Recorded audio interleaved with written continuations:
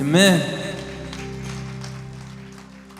God, this morning we worship you. We praise your name for who you are and your goodness. God, and that you are the cornerstone. God, and when it seems like you're not there to us, God, you are there. You are very present in our time of need. And I just pray this morning that as Pastor Ben comes to preach your word, God, that we are open to what you have to say to us today.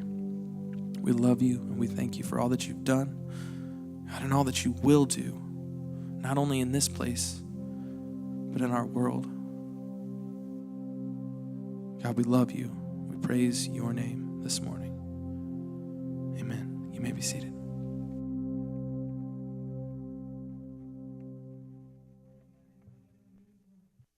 All right. Good morning. Like Don mentioned, Pastor Fred is off this weekend. Him and Miss Laura getting some rest and relaxation. It's pretty normal for him to take this weekend off. And so as he's out, I just ask that you guys pray for him and her as they get some rest and some peace, and they can enjoy just a little bit of time away this weekend, I guess.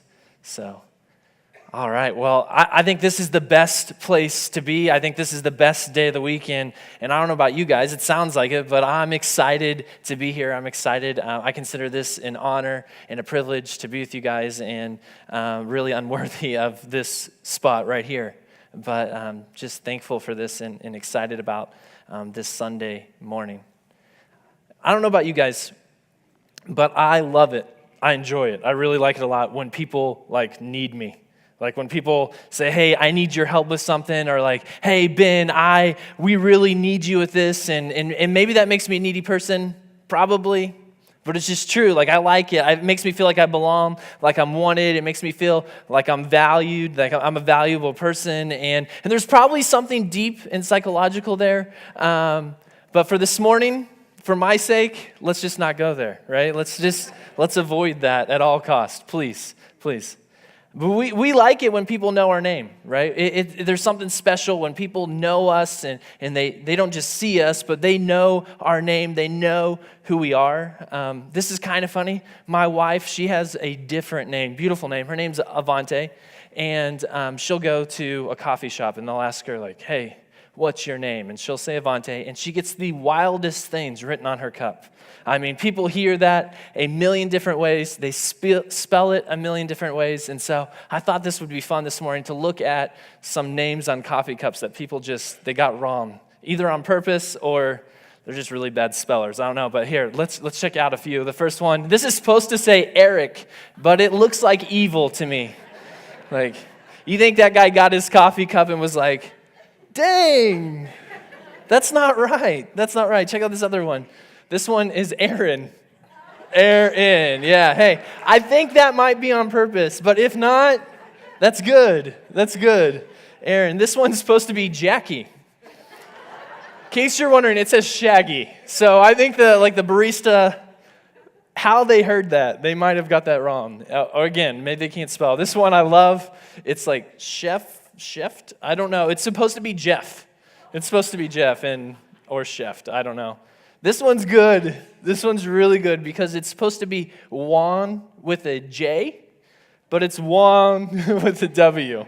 So I don't know. That's funny. It's just funny. This is supposed to be Mark, but it says pork. And Mark does not look happy about it at all. Mark is not happy. This one, I think, is this our last one? This is our last one. It's supposed to say will, but it says wheel.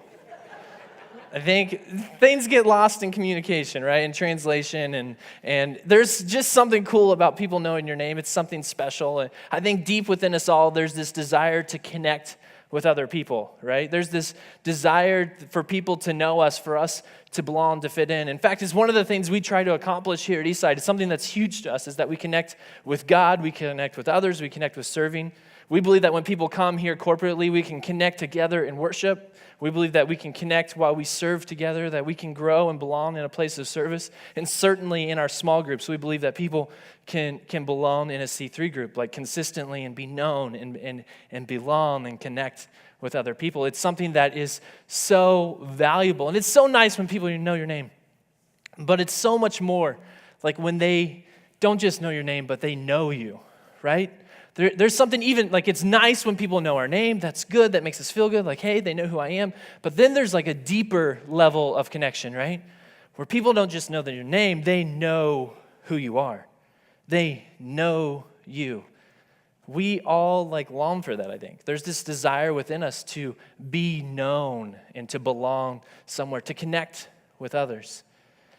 A few weeks ago, I went with another local student pastor, and we were going downtown to take a tour of a homeless facility. It's actually the only one in Kansas City that operates during the day. And we were kind of just touring, right? We want to help out in the future, not that day. We're just there to tour, see what it's like, see how we can get involved, how we can get students involved, and that kind of stuff. And we're going through, and instantly when we pulled up, and this probably sounds horrible, but I'll just be honest with you. As soon as we pulled up, we saw people. It instantly came to my mind as I saw all these different people. Like, I wanted to know their story.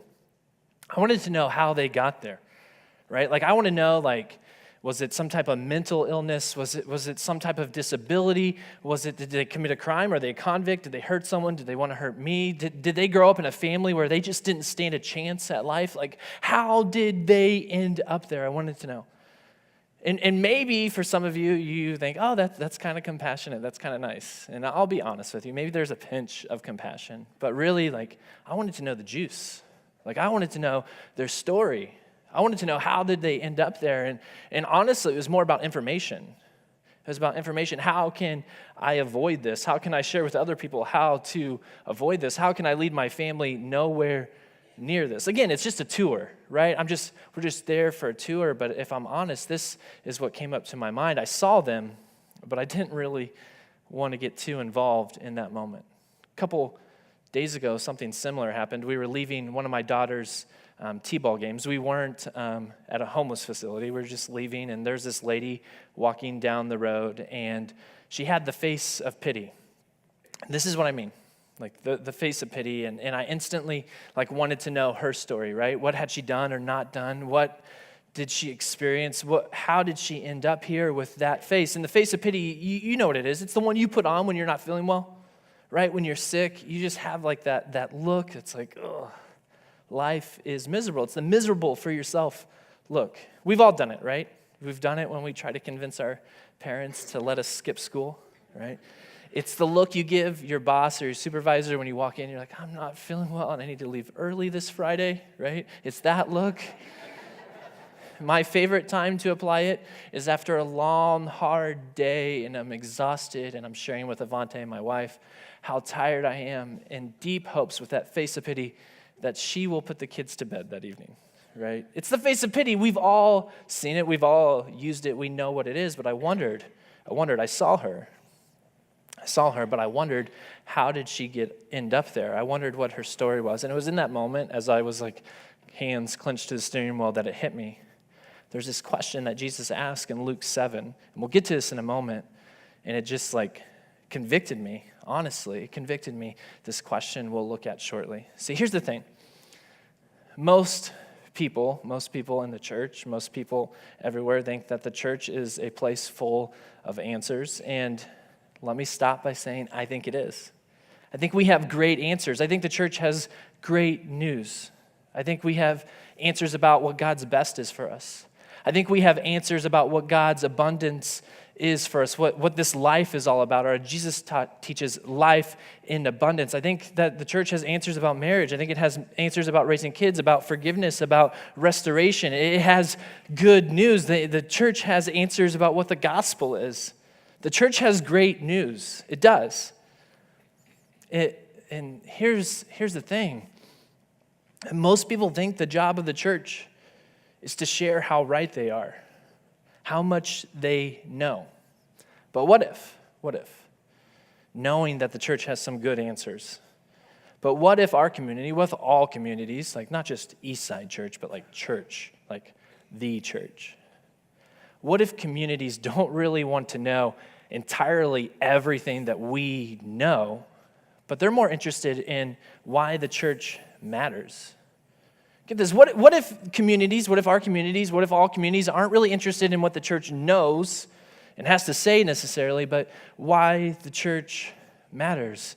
Why does the church matters? And then I think this kind of reminds me of things that happen in Scripture. As we look at Scripture, there's this clash between the religious people and Jesus. There's a clash between the religious people and Jesus as they begin to share with everyone everything that they know, all the reasons they were right. And we could add why everyone else is wrong and not right. And then there's Jesus, and he does things differently. He comes and he questions what they know to be truth. He questions how they treat other people, and he does things differently. It's almost as if Jesus' mission isn't to share everything that he knows, but he has something different in mind. And I think this leads us right into this story, this encounter in Luke chapter 7, verse 36. Follow with me, okay? 36 through 90, we'll just get started this way. When one of the Pharisees invited Jesus to have dinner with him, the Pharisees, the religious crowd, religious people, invited Jesus to have dinner with him. He went to the Pharisee's house and reclined at the table. Verse 37, a woman in the town who lived a sinful life learned that Jesus was eating at the Pharisee's house. So she came there with an alabaster jar of perfume. As she stood behind him at his feet weeping, she began to wet his feet with her tears. Then she wiped them with her hair, kissed them, and poured perfume on them. For 39. When the Pharisees who had invited him saw this, he said to himself, if this man were a prophet, he would know who is touching him and what kind of woman she is, that she is a sinner. And just so we're all on the same page here, let's just pause and kind of catch up to speed and make sure we're all together. We understand what's happening. Jesus at this point had been drawing crowds, teaching lots of people, performing lots of miracles. And the Pharisees, the religious people, were really curious about Jesus. They were interested, we could say, but also skeptical. They were interested, but skeptical. And so they invite Jesus over for this dinner. And Jesus is there. And at this moment, we're introduced with another character. The Bible, or this story, Luke calls her a woman living in sin, or a woman who's a known sinner. And we don't really know what her sin is, but that she has a reputation of sin. Maybe she's unreliable. Maybe she's tried to trick people. Maybe it's something like deep and immoral. We don't know. It doesn't say. We just know this, that the Pharisees want nothing to do with her. We know this, that their religious rules, that their laws, that their customs say, hey, if we get anywhere near this person, she can make us religiously unclean. And if not that, if anything else, then our status can be lowered just by being with her or in her presence. But there's this comment made about her, really about Jesus, by this man named Simon. If this man were a prophet, he would know who is touching him and what kind of woman she is, that she is a sinner. And so Jesus responds. He goes on in verse 40 through 43, or Jesus answered him, Simon, I have something to tell you. Tell me, teacher, he said. 2 people owed money to a certain moneylender. One owed him 500 denarii, another 50. Neither of them had the money to pay him back, so he forgave the debts of both. Now, which of them will love him more? Verse 43. Simon replied, I suppose the one who had the bigger debt forgiven. Jesus' answer, you have judged correctly, Jesus said. And there's this moment where Jesus is bothered by what's said about this lady. And so he starts off with this parable. He wants to share this truth. He wants to share something with Simon. He wants to share something with everybody in the room. And he starts onto this parable about love and forgiveness. And there's a lot happening that we probably aren't familiar with. I don't know, I use U.S. currency, not denarii. So there's something a little bit different there. But again, so we're on the same page. Let's think of it this way, that one person has this small debt of, let's say, a department store. And another person has this debt of a car loan. And neither person can pay back the loan. And the creditor, the bank, does the unthinkable. Really, they do something unthinkable, and they forgive the debts. They forgive the loans, which, that's huge, right? I don't know about you guys, but I love this story. Because like U.S. Bank, if you hear me now, this is really nice. This is really nice, right? And they're like, wow, that's crazy. That's this gracious moment. And Jesus says, hey, you answered correctly here. And then there's this part that goes on. He says this, in verse 44. Then he turned toward the woman. He starts to apply this parable to everybody in the crowd, everybody at the dinner, and said to Simon, do you see this woman? I came into your house. You did not give me any water for my feet, which is kind of customary as in this time and culture, right? There's a lot of weird things happening in this story. Like, why is there a lady like wiping things on Jesus? This is weird to us, right? Like, if I walk into your house and you start like touching my feet, well, you wouldn't get very far. You're like, yeah, never mind, right? There's something odd, but this is a part of their custom. And so Jesus says, do you see this woman? I came into your house. You did not give me any water for my feet, but she wet my feet with her tears and wiped them with her hair. I love this part with her tears. Previously it said she was weeping. It's something in the story I can't shake because I wonder, I don't know if you guys are like this, I wonder like, why is she weeping? Is she weeping because she knows like how much like sin she's done in her life? Is she weeping because she's in the presence of Jesus? I'm not sure. It's just this moving moment as she weeps and sits there by Jesus. Says others condemn her. She's just pleased to be in the presence of the Lord.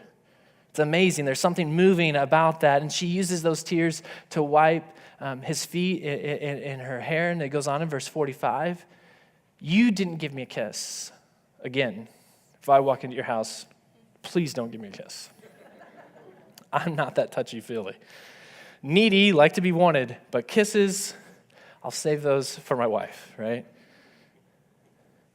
But that's something that, like, that's how they greeted each other. That was customary. But this woman, from the time I entered, has not stopped kissing my feet. She probably thinks she's not worthy to greet Jesus face to face. I love this. I love this. Verse 46. You did not put oil on my head. Again, if there's something I hate, and unfortunately our students know this, and some of the guys in the office here know this, it's things touching my face. Wet things? Come on now, is that not the worst feeling in the entire world? Something like wet slapping you in the face? Like, I don't want oil poured over my head. But again, if you had a guest who you honored, you considered it a privilege to have them, then you would anoint them with oil. She takes it a step further, and she has poured perfume on my feet. Verse 47, therefore I tell you, her many sins have been forgiven as her great love has shown, but whoever has been forgiven loves little. Jesus points out everything that they didn't do. They didn't give him water. They didn't greet him. They didn't put any, anoint him at all, but she does it, and she does it better than any of them would have ever done. She loves Jesus so much because she understands that he loved her first, even in her sinfulness. She's getting it. Everything that Simon neglected to do, she did better. And don't miss this. Don't miss this. This is so important. But whoever has been forgiven little loves little. Whoever's been forgiven little loves little. Simon, the Pharisee, the religious crowd, he's probably sitting there thinking, forgiveness. I don't need much of that. I'm pretty good. He may even think, I don't need any of that. I'm good, I'm living right, and I'm living holy. And Jesus is like, wait a minute. Not so fast, not so quick. Everybody needs forgiveness. See, Simon isn't just blind to the lady in the room. Simon is blind to himself. Simon isn't just blind about this lady. He is blind about himself. He doesn't see who he is. And so Jesus points out to them that whoever has been forgiven little, Simon, loves little, you lack it. He doesn't think he needs forgiveness. And so his love is shown not at all. It's not shown at all. Forgiveness is for everyone because everyone needs forgiveness. Everyone needs forgiveness. 48 and 50, the last two verses in the story go like this. Then Jesus said to her, your sins are forgiven. Last three verses parted. 49, the other guests began to say among themselves, who is this? Who even forgives sins? In verse 50, Jesus said to the woman, your faith has saved you. Go in peace. And Jesus kind of ends continuing to confuse them, right? And just talking about how her faith in Jesus has saved her. There's so much happening in this story. There really is. There's so much going on. There's so much that we can learn in this story of love and forgiveness that we can take from Jesus. We can learn how we express our love and worship to him. And when we realize how much we've been forgiven, there's so much that we can learn from being forgiven, no matter how big of a mess we are, no matter how much other people know. Like in her guilt and shame, she's in the presence of Jesus. There's so much going on here. It's all good stuff. It's all good stuff. But I think there's so much we can apply. And I love this picture of Jesus.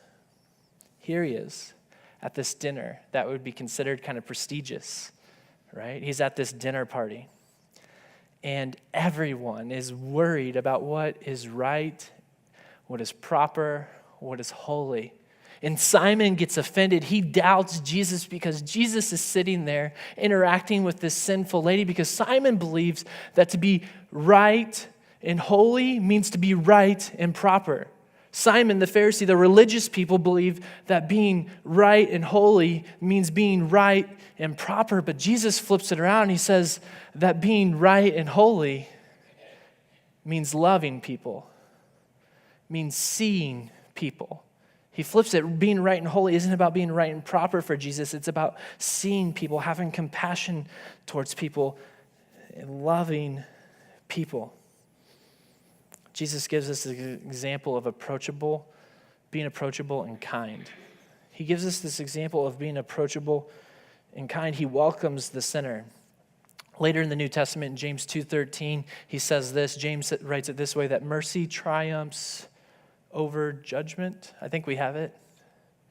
Maybe it froze. That happens.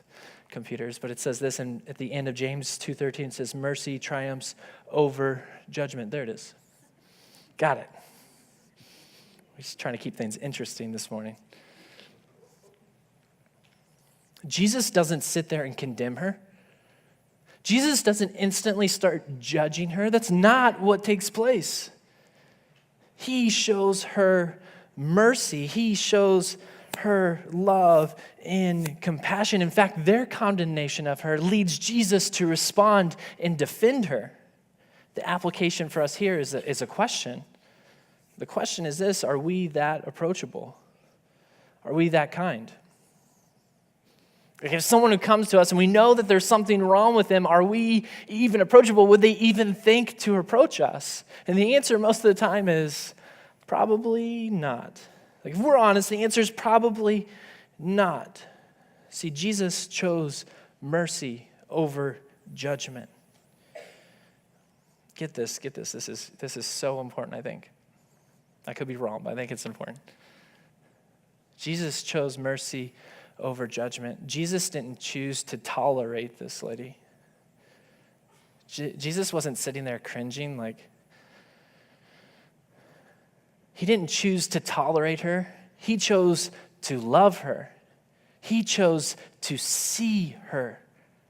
He chose to know her. This wasn't about tolerating someone. This is about loving someone. What if other people saw the church? What if other people saw Eastside? And I'm sure in many ways, thankfully do. We have a special church here, right? This is a special, special place. But what if people saw the church even more? What if people saw us as approachable?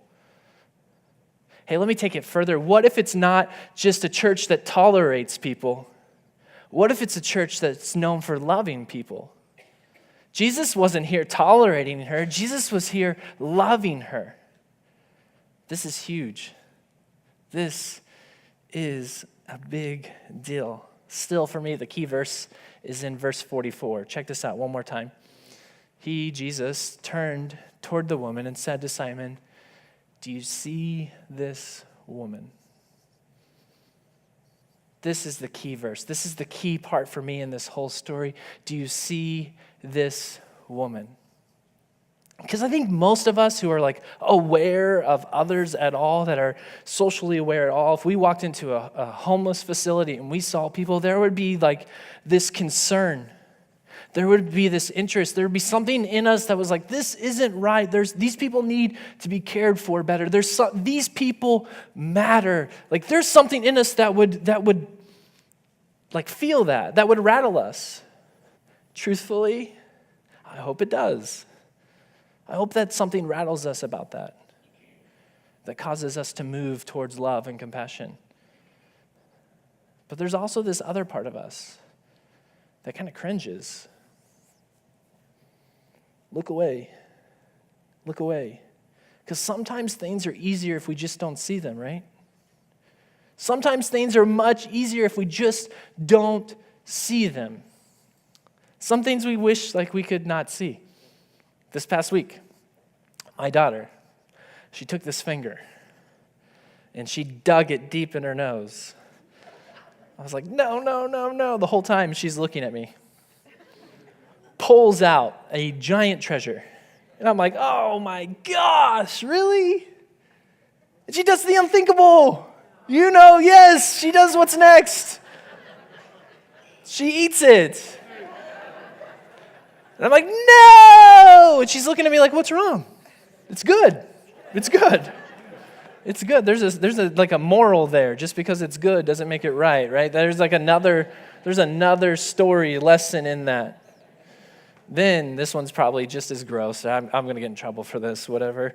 Then at the car wash this past week, this guy's vacuuming out his car, but his shorts didn't quite cover everything as he's bending over, right? You cringe, you look away. This one's really gross. The guy at the restaurant who's working, you're in the restroom together, but he doesn't wash his hands. You're like, I wish I could unsee this, right? Sadly, the same cringe happens within us when we see people who are in some weird situations.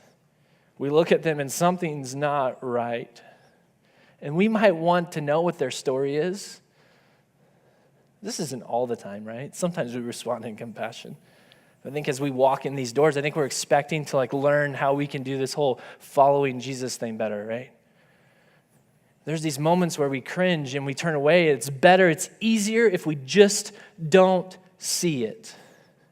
Sadly, it's just like the guy at the car wash. We wish we couldn't see it. Martin Copenhaver says this about this story this way. He says, sometimes people choose not to see. There is, after all, a cost to seeing. You might have to relate to her as a person, as one soul to another soul. You might have to respond to her with compassion. You might have to love them.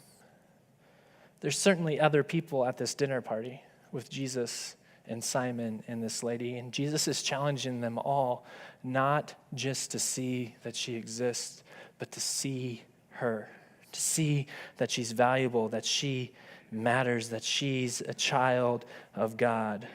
And so the question becomes for us, are there people that we need to see? Do we see those around us? Are there people in our world that we know exist, but we don't know? Maybe the only thing stopping them from discovering who this Jesus is someone who's a Jesus follower getting to know them. Right? It's great to have compassion on places in our city that need compassion, right? It moves our heart. But I think closer to our world, there's people that exist that we don't know. Maybe we know their name. Maybe that's all we know. Then it gets tighter and tighter. The application keeps coming in because maybe there's people even within our family. Maybe there's people even within our family that we know exist that are there, but we kind of avoid them, right? Because everybody has them in their family. But what would change? What would it be like if you got to know them? Not that they just exist, but you got to know them. And then even tighter, even closer in our world, our inner family, it applies even still. Do you see them? This question, do you see them, that Jesus is asking, do you see her? And it relates to our spouse. Do you really know them? Because marriage is more than like a wedding date. Right? If you've been married any length of time at all, you know that your marriage is only as good as you decided it would be. It takes work, it takes time, it's an ongoing relationship. It goes beyond the vows, beyond the I do. It takes time. And so this question, do you see them, isn't about if they exist. It's, do you truly know them? Are you continuing to know them? Because the truth is, it takes time to know somebody. I hate this one because we can apply it to our children. Do you know your son? Do you know your daughter? Do you know them? Yeah, they're my kids. No. Do you know them? Do you really, truly know them? Reggie Joyner puts it this way. He says, love is just love. It's a second-hand emotion until you put it over time. Then it does something amazing. It gives a kid worth. We could say this, it gives a person worth. Right? Connection hardly happens in an instant, in a moment. It's something that has to be developed over time. It's over time that we have compassion, over time that we get to know someone. That's when they know that they're valued, that they are known, that they belong, that they are loved. And I think that's what Jesus is calling us to hear. It takes time to know someone. It's not just something that happens in a moment. The story, the dialogue ends with Jesus telling her that she's saved by faith. And there's something so powerful about Jesus coming to her defense. There's something powerful in this story as Jesus defends this lady. It's great. I love it. Last verse I'm going to show you, 1 Peter 4:8. It reminds me of this verse when Peter says it this way, above all, love each other deeply because love covers over a multitude of sins. Love each other deeply because love covers over a multitude of sins. This is the good news. This is the gospel. This is why the church matters. This is the good news. This is the gospel. This is why the church matters. Imagine with me if it was our goal. Our mission here at Eastside is to help people discover and rediscover Jesus. It's a good mission. It matters. But what if our goal was this? What if our goal was to change the perspective of how people viewed the church, how our city, our county, our country, how the world viewed Jesus by seeing the world? I'll say this one more time. What if it was our goal to change the perspective of others and how they view the church by seeing the world, by seeing people, by knowing them? The bottom line this morning is this: a church that matters sees people. A church that matters sees people. Hey, I'm with you guys. I love this place. It's the best day of the week, hands down. I love this moment. I love what we're getting to do here. But I also know this: we could do better. I could do better. Maybe you're good. Maybe it's just for me, but I could do better. I don't just want to tolerate people. I want to love people. Let's pray. God, thank you so much for this morning. Thank you for this rest, the peace that we can have as we walk into this room and we can celebrate who you are, your love, your mercy, your forgiveness, your restoration. God, thank you for those things. God, I pray that our church even more so becomes a place that loves other. Our church becomes a place that's known for seeing people, seeing this world, and being life changers. God, we want to help people discover and rediscover you. God, we love you. In your name, amen.